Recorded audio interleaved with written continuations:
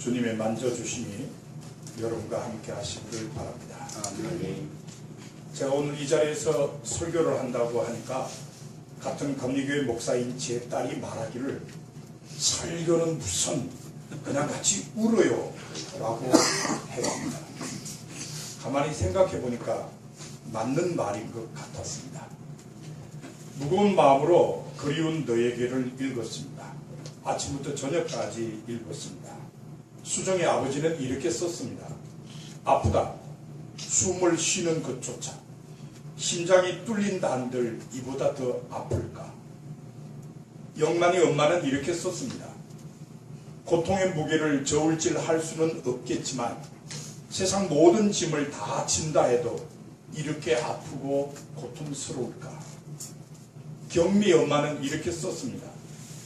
무엇으로도 대신할 수 없고 무엇으로도 위로가 될 수도 없는 너의 빈자리가 왜 이리 큰지 가슴이 뻥 뚫려 있는 것 같아. 이런 마음 앞에 정말 할 수 있는 일은 함께 우는 것뿐이라는 생각이 들었습니다. 하지만 20세기 영성신학자인 헨리 나우에는 어떤 상황 속에서도 목회자는 해야 할 일이 있다고 지적했습니다. 바로 그 상황을 해석하는 일입니다. 지금 이 순간에도 함께 울면서도 동시에 이 상황을 해석하는 해석자가 되는 것이 목회자의 역할이라고 하는 것입니다. 물론 이 일은 어렵습니다. 이것이 쉬운 일이 아님을 모든 목회자는 알고 있습니다. 쉬운 일이 아니지만 하지 않을 수 없다는 것도 잘 알고 있습니다. 그런데 저는 그리운 너에게를 읽으며 그 속에 오늘 이 자리에 대한 해석의 실마리가 있음을 발견했습니다. 그리운 너에게 속에 많이 나온 말들은 미안하다, 사랑한다, 보고 싶다, 안아보고 싶다 등이었습니다. 하지만 간간히 자녀의 희생에 대한 의미를 찾는 글도 보였습니다. 아라야 아버지가 쓴 글 중에 한 부분이 대표적인 예입니다. 한 문장인데 이렇게 썼습니다. 너희의 힘을 입어 한국은 그나마 제자리를 찾는 듯 보인다. 저는 아라 아버지의 이 말에 동감합니다. 많은 사람들은 지금 이 나라를 이만큼이라도 변화시킨 원동력은 촛불 집회였다고 말합니다. 촛불 집회의 힘이 변화의 추진력이 되었다는 것입니다. 그런데 촛불 집회에 참여한 사람들의 마음을 가장 잘 표현한 말이 있습니다. 이게 나라냐는 말입니다. 나라다운 나라를 만들자는 것이 촛불 집회에 참여한 사람들의 마음이었습니다. 그런데 이게 나라냐는 이 말은 세월호 참사 당일 진도 체육관에서 나왔습니다.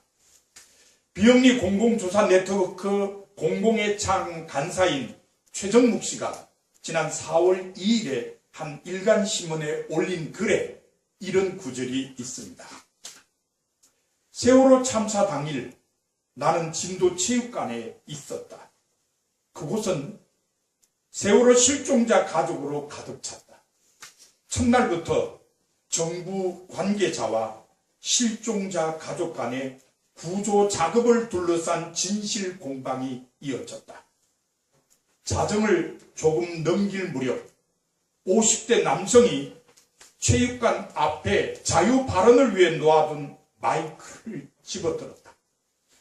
한참을 흐느껴 울고 분노에 울던 남성이 목이 메어 던진 한마디는 이게 나라냐였다. 그때 그 체육관 안은 이 작은 외침이 세상에 어떤 변화를 가져올지 몰랐다. 그리고 몇 년 후 이게 나라냐는 외침은 그리고 촛불은 광화문 광장을 가득 메웠고 세월호 유가족과 가족을 위로했다. 그렇습니다. 4.16은 이 나라 변화의 도화선이 되었습니다. 4.16이 있었기에 촛불혁명이 있었습니다. 그러므로 이 나라는 4.16 이전과 이후로 나누어지게 되었습니다. 변화의 밑거름이 된 4.16은 이 나라 역사에서 영원히 기억될 날이 되었습니다. 잊혀질까 염려할 필요가 없게 되었습니다. 누구도 잊을 수 없는 날이 된 것입니다. 만약 여러분 중에 누군가가 이런 일이 왜 우리에게 일어났냐고 물으신다면 저는 대답을 드릴 수 없습니다. 하지만 여러분이 겪은 그 아픔 때문에 이 나라는 변화되었다는 말씀은 감히 드릴 수 있습니다. 작년에 덩케르크라는 영화가 우리나라에서 상영되었습니다. 제2차 세계대전 중이던 1940년 5월 27일부터 6월 4일까지 프랑스의 덩케르크 해안에서 독일군에 포위된 연합군을 영국으로 철수시킨 다이나모 작전을 영화로 만든 작품입니다. 이때 구출된 연합군 군사는 약 33만 명이었습니다. 영화는 이 작전에 동원된 약 900척의 선박에 초점을 맞췄습니다. 이들의 활약으로 33만 명이나 되는 사람들이 살아날 수 있었다고 보여줬습니다. 그러나 역사가들은 이 작전이 성공한 데에는 또 다른 이유들이 있었다고 말합니다. 칼레에서 희생당한 영국군 군사들은 가장 비중 있게 언급하는 이유에 해당됩니다.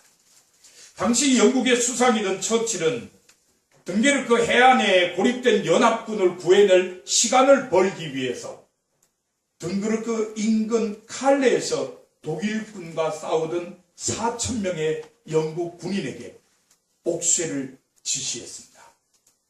부대장에게 철수 계획은 취소되었다는 명령서를 보낸 것입니다. 이 명령서에 의해 칼레에서 독일군과 싸운 4,000명의 영국 군인은 모두 전사했습니다. 하지만 그들의 희생으로 인해 33만 명의 연합군 군사들은 생명을 구할 수 있었습니다. 누군가의 아들들이었을 그들은 자신들이 원해서가 아니라 한 장의 명령서에 의해 희생되었습니다. 그러나 그 결과는 33만 명의 목숨을 구하는 열매로 나타났습니다.